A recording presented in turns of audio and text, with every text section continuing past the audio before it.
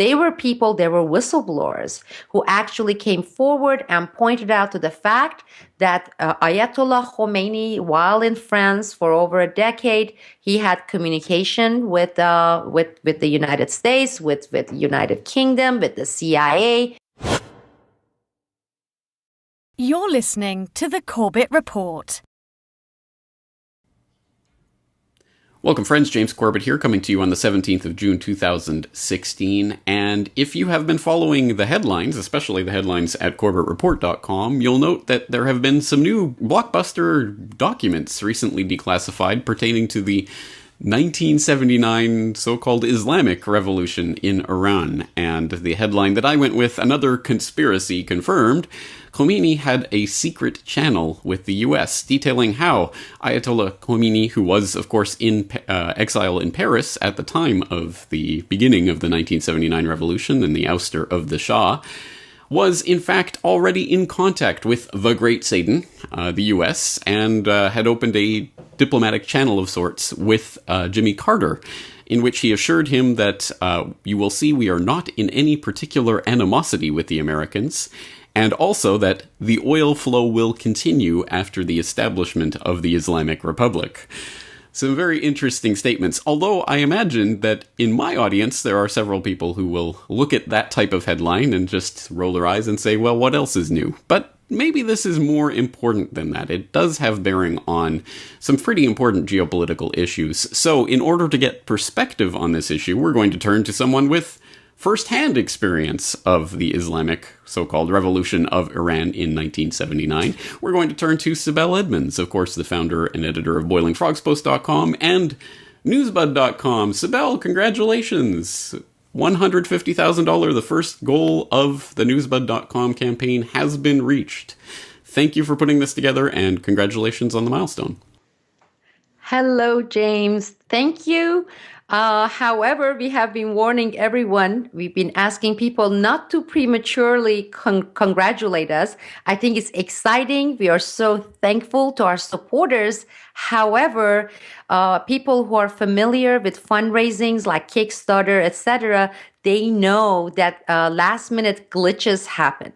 You know, for one reason or another. Some people may realize that their credit card didn't have enough limit, or some people, for whatever reason, during the last few days of campaigns, you know, if like maybe some pseudo election shows that they put in there, some unexpected things happen, and we have been told to hold off, not congratulate each other, not to get comfortable. In fact, ask our supporters to continue pledging, to continue putting the word out, because, and considering who we are, what we are trying to do, we need to keep an open mind that all sorts of things can happen.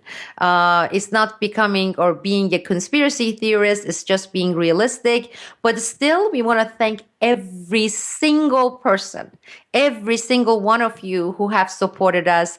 And we want to say we are excited, we are enthusiastic, but it's not over yet. We have 4.5 days to go, and a lot of things can happen in 4.5 days. So please don't quit. Let's not get this false sense of security. Let's celebrate, and we're going to have a celebration party with all our team members. You're invited.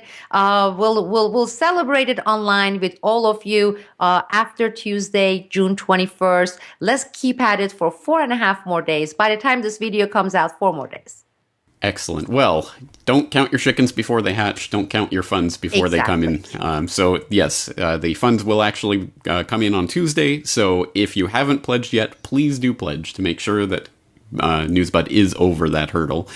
The link will, of course, be in the show notes. So let's get into today's conversation. As I say, talking about the revolution in Iran in 1979 and this revelation, or at least the declassification of documents that have long been rumored to exist, showing a secret channel of communication between Khomeini and Carter before the revolution actually took place, or as it was going on. Perhaps you, as someone who actually lived through that experience, can set the scene and the context for this information. Why is this important? What does it tell us that we didn't know before, or didn't have documentary proof about before? Absolutely. As always, you emphasize the importance of historical context, and we have to do that, especially in this case, because I was in Iran. My father was an activist. He participated in revolution in Iran. He actually took me with him to the marches, including the infamous Black Friday March. At the time, I was nine and a half years old. He was working in the university, and a lot of people within the academic environment, they became organizers of marches against the monarchy, against Shah's regime. None of them, that the ones I knew, none of them were Islamists. However, there is this misconception, this wrong assumption, thanks to the US media, thanks to the US academia, thanks to the United States and the Western propaganda, that this revolution was brought about by the Islamists, by the extremist religious fanatics, and then boom, all of a sudden, overnight, they threw out, the regime, Shah regime, and they established Islamic regime. That is absolutely false. That revolution, that discontent was brewing for many years. In fact, we have to go back to 1950s when Mossadegh nationalized oil and wanted to bring kind of a representative government in Iran, and he really garnered a lot of popular support. And so compared to what it was, Iran was moving towards democratization. You know how we love to spread democracy, and in 1950s, that really set this very intense panic among United States and other Western nations, especially United Kingdom. And they were like, we can't have democracy in Iran.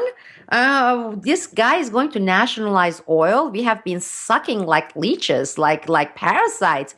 This is not acceptable. So they said, nope. No democracy for you, like the soup Nazi in Seinfeld episode. And they basically brought about this coup d'etat in Iran.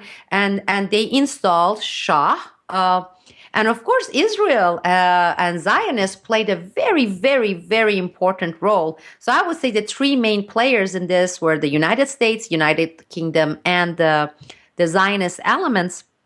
So they said, we want Shah, we want monarchy. Shah came, he had this incredible coronation ceremonies.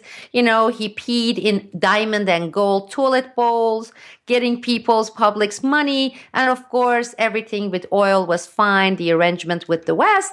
But the discontent and the unrest continued, and it kept building up. And there were several major movements in Iran. We had the atheists / communists who were after a model like the Soviet Union. We had moderate socialists. You see many of these people, you saw them within the academic environments. You had people who wanted to model after United States Constitution and have some sort of a representative system where the communists would be represented, multi-party system. And you had Islamists. And then you had these weirdos. I'm sorry, I have to call them weirdos. Mujahedin Khalq, MEK, and they were Islamic communists. I don't know how you can mix the two, but they were a segment too. So they were going to have their representative government. So all these different factions, after years of competing with each other, never getting anywhere, they decided to put their differences aside. They said, let's get united. And let's get rid of Shah. You know why? Because after all, the major goal, all of us have this common goal, get rid of monarchy, right? Once we get rid of the monarchy, then we'll settle our differences. That's easier said than done. And we have talked about that before. It's like, sure, you can revolt, you can throw out, but what's going to happen the morning after? That's the question. Who wants to become the major power? It becomes always this power struggle among factions. Well, these factions, they put their differences aside, and they got together. They had the marches, including that Black Friday march that my father took me to. They were students, they were communists, they were socialists. So they got rid of Shah. And then the question became, now who was going to have the upper hand? And this was when the Islamists, they had a little bit of majority. They went and they talked with those who were after representative governments and Mujahideen Khalq, and they said, you know what? Let's get together and get rid of the Communist Party because they are godless. They are atheists. They have no place in Iran. And they nodded. They said, sure, we, 3-4 of us, factions, can set up representative government. Overnight, they rounded up thousands of people. They beheaded them. They basically shot them to death. They put them in jail. And then 6 months, 9 months later, two of the other, Islamists got together with another faction. They said, let's get rid of these guys now, the process of elimination. And then they gained a monopoly. And we had Ayatollah Khomeini coming there. And slowly, not overnight, women were asked to put loosely scarves. Then they said they have to cover all their hair. That's systematic conditioning, one step at a time. Department of Homeland Security, TSA pat down. Oh, the NSA thing comes out. And before you know, you are under this fascistic government. I know they're accusing Iran of that. I think we are basically the same boat, except we can have our hair exposed. So, that's such a, valuable thing. Other than our hair being exposed, we are basically on the same boat, people. So that's the story of what took place in Iran. It was not, after the Islamic regime gained control, these documents that are being exposed now, the facts in these documents, they surfaced several times in Iran. In 1981, in 1982, there were whistleblowers who actually came forward and pointed out to the fact that Ayatollah Khomeini, while in France for over a decade, he had communication with the United States, with the United Kingdom, with the CIA. The fact that another famous Ayatollah Rafsanjani, who was in the United Kingdom in kind of an exile, he had millions and millions of dollars, bank accounts in United Kingdom. His kids enjoyed going to the Western universities, and they are anti-Western, right?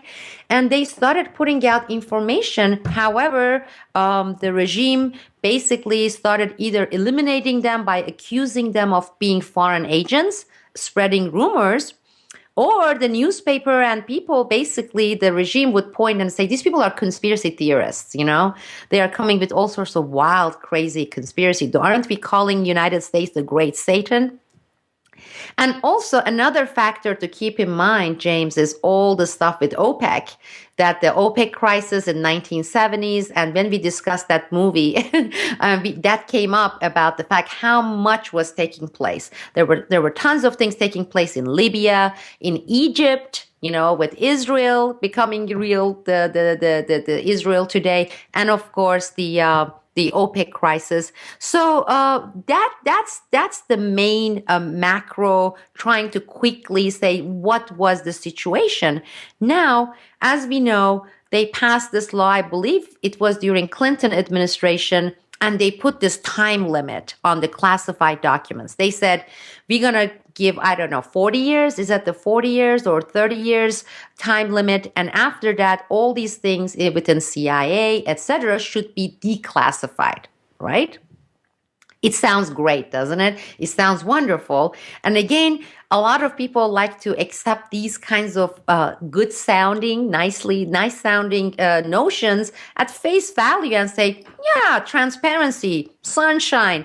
Well, first of all, you have to start thinking critically and say, first of all, you don't know how much is being classified, what is being classified. Think about a big chest and there are millions of documents, okay? And they are telling you that every 30 years or 40 years, they are declassifying these, and as the time passes, the expiration date comes, they put it out there. How can you establish that that's happening? Number one, you don't know what's classified. Number two, you don't know how many pages are classified. Number three, there is no oversight. The ones who are declassifying are the people who have classified it. These are the agencies with tremendous amount of stakes there. For example, a good example of this would be Operation Gladio. It has been established as a fact that we've been carrying out Operation Gladio. It started in 1950s after World War II, and then it grew from there. As you know, James, nothing really has been declassified on Operation Gladio, and that passes the expiration date by another 40, 30 years. Now, same thing with this document. Now, they put out this information. They are saying this is now declassified. The question now for me is, why are they putting this information out? Because think about it. The question is, had they not declassified it because of the expiration stamp, which one of us would have known that there was some documents there, the expiration date passed, and they didn't declassify, right? We don't know what is in there.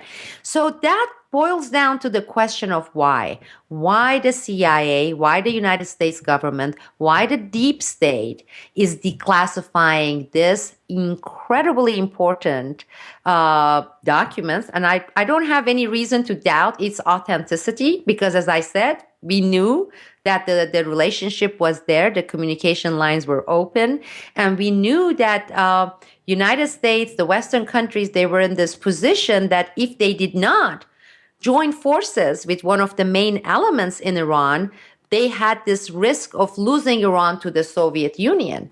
You know, they share borders, Caspian Sea, you know, the whole oil basin there.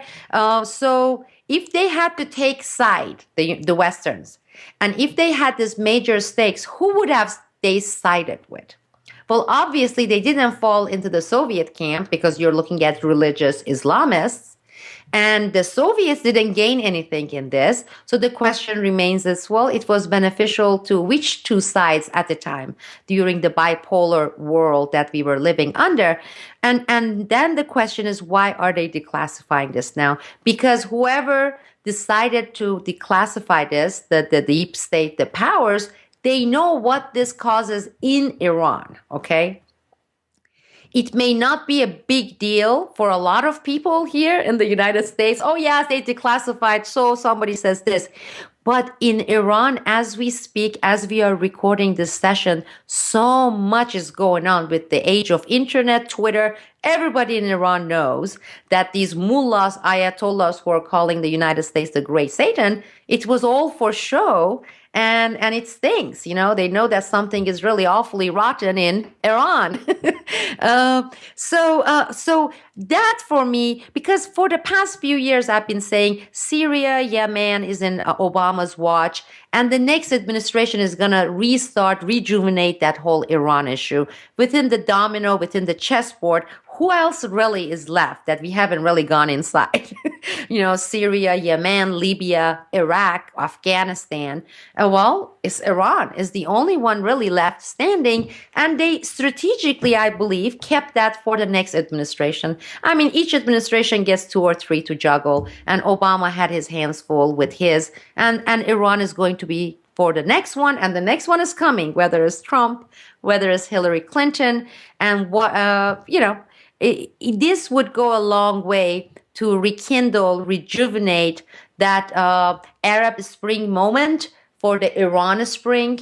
You will see, every one of our viewers will see how this is going to come into play 6 months, 9 months down the road, a year down the road, with people revolting and showing that these people were not even who they said they were for the Islamic regime. And this is going to come up and resurface over and over again. And I want to quickly mention a quick information here, a quick piece of information. 14, 15 years ago, through one of the legal firms that I worked with during my case, I got to know this investigator, PI, private part-time investigator, the firm had hired. Now, this man used to work for the CIA. He was an agent, and he spent years in Iran during Shah's regime. And his cover, he told me, he introduced himself, said, yes, and he actually spoke Farsi, and I speak Farsi. I said, wow, how did you learn? He said, well, I lived in Iran. I worked for the State Department / the agency, and his cover was the radio announcer for the English language radio in Iran, broadcast from the embassy. That's one of the common covers there. And he said, you know, the hostage taking, that infamous scene that whenever they talk about Iran, U.S. mainstream media, guess what they always like to show? They like to show that, these bearded men going there and taking over the US embassy, and they're taking these poor Americans as hostage, barbarics. I think that is the most famous scene that has been played billions of times by the US media. It's always pointed at by the US media because of their masters wanting that scene being like this thing. You say Iran, the first thing people visualize is that hostage taking, those barbaric animals. Well, he was there and he said 5-6 days before the hostage taking, we, State Department, CIA special staff members, were given a notice, cable, to immediately leave Iran and and they gave us option, Greece, Turkey, Tunisia, etc. Have some vacation time, beach time, and then don't come back to the United States until we got our next assignment for whatever country. So he said, I packed immediately. It was like immediate now. You're leaving Iran. All the embassy people who were connected to CIA, anybody high level, were given notice to immediately leave Iran 5 days before that hostage taking. So the only ones who were left there, they were some administrative people. None of them were really CIA. They got all the key staff and they got them out of the country. Okay. And they left those poor patsies there to suffer, the administrative people. So that hostage taking incident would take place. Now, you and I would say, therefore, it was some sort of a prearranged incident. They got heads up that the regime and the rebels, they were going to take over the embassy. They were given timelines so that they could take the important staff, see the real bad guys, CIA people, out of the country, okay? And then leave a few poor Americans in there to go through the staged event. So you are looking at false flag. You are looking at a staged event. So that's another key fact that tells me the document they declassified is factual. The question that we must be asking is why? Why now? What are they planning? What's the next move on this chessboard? And I would say, mark my word, you're going to be coming back to it over and over during the Iran Spring. Iran Spring is coming, people. Well, Sibel, I think you've hit on every single point that I wanted to cover, so I'm not sure there's much left for me to say, except for, first let me back up a couple of things that you're saying. Of course, this is being portrayed in the Iranian media as conspiracy theory, this is ridiculous, these are fabricated documents, the exact types of things you would expect. For example, Iranian Parliament Speaker Ali Larijani came out and said those exact things. Oh, they're fabricated documents designed to manipulate public opinion. Well, I think it is designed to manipulate public opinions, but I don't think it's fabricated. But they also, in Iranian media, Press TV, pointed to Gary Sick, who was part of Carter's national security team, and he described himself as the point man in the White House dealing with Iran. He wrote a blog post dismissing the recent BBC Persian service, or whatever they call themselves, reports revealing these documents for the first time as a tempest in a teapot. He said, pretty much what you said. He said, this is not new information. I've written about this. Others have written about it in greater context in the past. Here's a segment from my book where I talked about this decades ago. So this is basically backing up what you're saying. This is not exactly new information, but the documents themselves are at any rate new. And so the question is, why now? And I think you touched on that very well. Why now? It's to destabilize or to throw a spanner in the works in Iran and to try to delegitimize the ruling powers. And one other important things here to mention, because I know there are a lot of people, they say, because of his stand, and I appreciate that, Jimmy Carter's, when it comes to Israel and some of the comments he's made. But you know how people like to put people on pedestal and worship, and that same thing with Jimmy Carter, compare relatively speaking, was he much better than, let's say, Clinton? To a certain degree he was. But same people, I would ask them to also remind themselves he gave one of the most important historical roles to that despicable jerk Henry Kissinger, because during this whole stuff, everything was designed and implemented by Henry Kissinger. All the Iran visits with Shah before the revolution, right before, when Shah was actually begging Kissinger and Carter administration to provide support. He knew he was falling, and they shook their head. They didn't. In fact, when Shah was on exile, left, he flew the country. He wanted to come to U.S. because that's where all his bank accounts were kept. And U.S. says, you can't land here. So his private planes kept going and getting refuel and trying to find a country for asylum and stay. So he was abandoned by his masters, the puppet masters who installed him. So you have to think about it and say, why would the U.S. do that? With this, if it were so bad, they didn't rescue their boy. They said, we're going to hang you out there to dry. What they going to do with any of these, Right. They did that with Bhutto. Bhutto went to United Kingdom, but that's what they did. But again, when they said Carter was the greatest and he's all the stuff and everything, all I want them to do is same Jimmy Carter had put this man in the top position in the United States government, Henry Kissinger, Right. the fox behind a lot of things that took place. And who was Carter's national security advisor? Zbigniew Brzezinski, the left counterpart of Kissinger, who of course was the co-founder with David Rockefeller of the Trilateral Commission, which put Carter on the map politically. So, but if you and I mention these facts, the fact with Kissinger and Brzezinski, now suddenly we're going to be called, we are Zionist supporters because Carter has been tough on the Zionists and Israel. And by stating these facts, you and I become the shills, of course.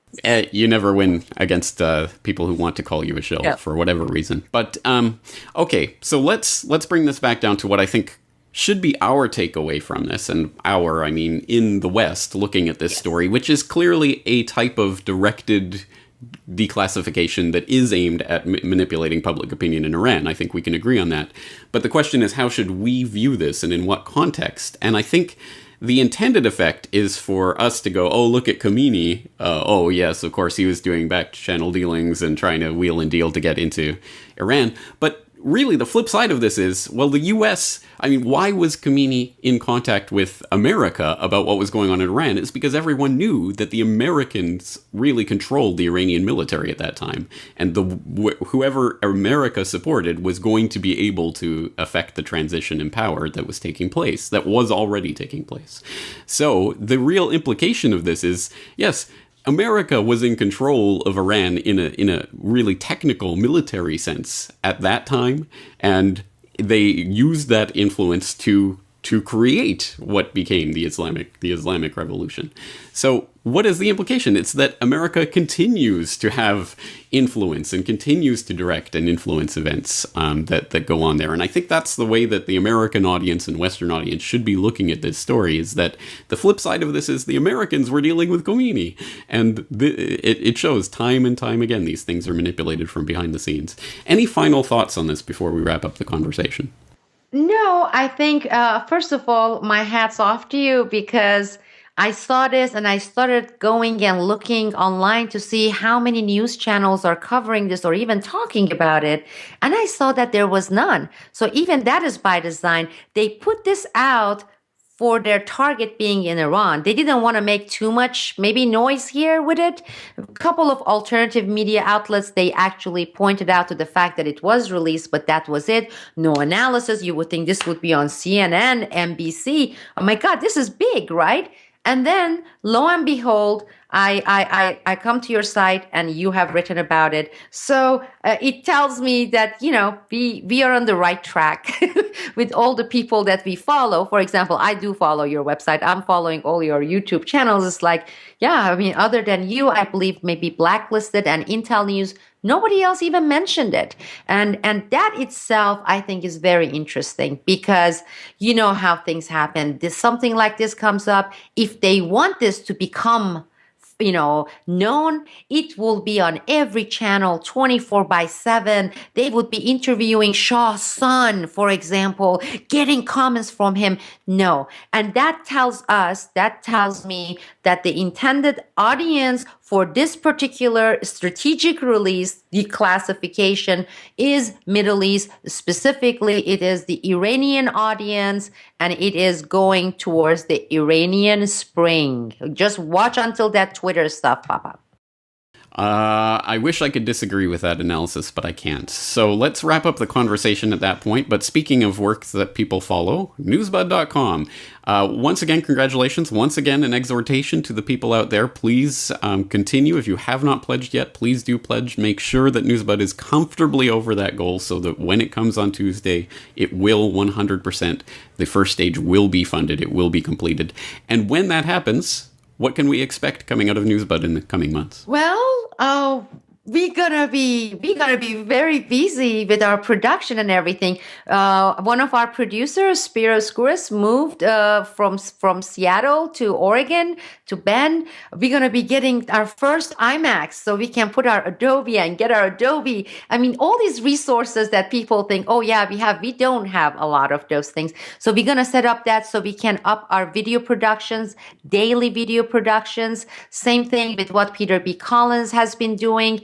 Some investigative journalism work, topics that I have had on my list for a while, and those are going to be pursued. So we have been putting some samples of, what we do, what kind of things we will be doing.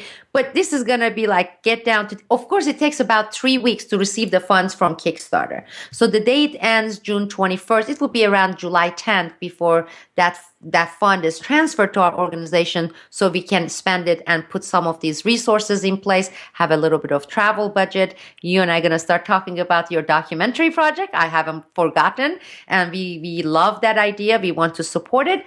So we have a lot of good plans. It's just 4 days left. We want people to just maintain their vigilance, and then after that, let's celebrate all together jointly. And again, thank you for this opportunity and for this discussion session, because as we just talked about it, nobody else has been really covering it, delving into it, even though, as you can tell, the topic is big. It's really major. And I hope we will see more people challenging what they're trying to maintain here in the US and start talking about it. I don't care how they want to talk about it, but pay attention and then have your antennas up. So when you see things happening, you don't assume that things are happening just out of the blue, just by themselves. No, these things lead to other things, and the other things leads to other things, all chain events and chain reactions.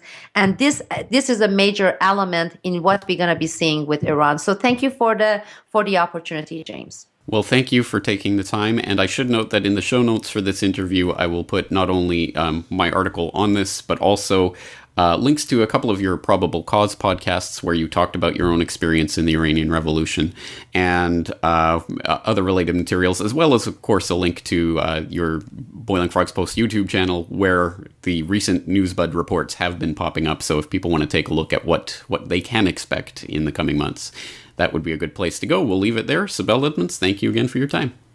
Thank you, James.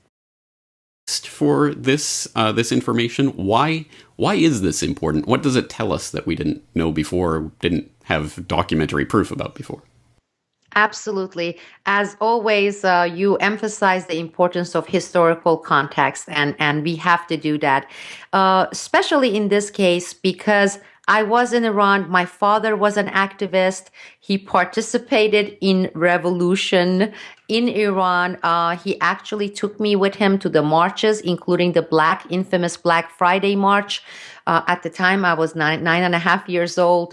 He was working in the university, and a lot of people within the academic environment, they became organizers of marches against the monarchy, against Shah's regime. None of them, the ones I knew, none of them were Islamists. However, there is this misconception, this wrong assumption, thanks to the US media, thanks to the US academia, thanks to the United States and the Western propaganda, that this revolution was brought about They were people, they were whistleblowers who actually came forward and pointed out to the fact that Ayatollah Khomeini, while in France for over a decade, he had communication with the United States, with the United Kingdom, with the CIA. You're listening to the Corbett Report. Welcome, friends. James Corbett here, coming to you on the 17th of June, 2016. And if you have been following the headlines, especially the headlines at CorbettReport.com, you'll note that there have been some new blockbuster documents recently declassified pertaining to the 1979 so-called Islamic Revolution in Iran. And the headline that I went with, another conspiracy confirmed, Khomeini had a secret channel with the US, detailing how Ayatollah Khomeini, who was, of course, in exile in Paris at the time of the beginning of the 1979 revolution and the ouster of the Shah, was in fact already in contact with the Great Satan, the US, and had opened a diplomatic channel of sorts with... Over yet, we have 4.5 days to go, and a lot of things can happen in 4.5 days. So please don't quit. Let's not get this false sense of security. Let's celebrate, and we're going to have a celebration party with all our team members. You're invited. We'll celebrate it online with all of you after Tuesday, June 21st. Let's keep at it for 4.5 more days. By the time this video comes out, 4 more days. Excellent. Well, don't count your chickens before they hatch. Don't count your funds before they come in. So yes, the funds will actually come in on Tuesday. So if you haven't pledged yet, please do pledge to make sure that NEWSBUD is over that hurdle. The link will, of course, be in the show notes. So let's get into today's conversation. As I say, talking about the revolution in Iran in 1979 and this revelation, or at least the declassification of documents that have long been rumored to exist, showing a secret channel of communication between Khomeini and Carter before the revolution actually took place, or as it was going on. Perhaps you, as someone who actually lived through that experience, can set the scene and the context. Thankful to our supporters. However, people who are familiar with fundraisings like Kickstarter, etc., they know that last-minute glitches happen. You know, for one reason or another. Some people may realize that their credit card didn't have enough limit, or some people, for whatever reason, during the last few days of campaigns, you know, if like maybe some pseudo election shows that they put in there, some unexpected things happen, and we have been told to hold off, not congratulate each other, not to get comfortable. In fact, ask our supporters to continue pledging, to continue putting the word out, because, and considering who we are, what we are trying to do, we need to keep an open mind that all sorts of things can happen. It's not becoming or being a conspiracy theorist, it's just being realistic. But still, we want to thank every single person, every single one of you who have supported us. And we want to say we are excited, we are enthusiastic, but it's not... Jimmy Carter, in which he assured him that you will see we are not in any particular animosity with the Americans, and also that the oil flow will continue after the establishment of the Islamic Republic.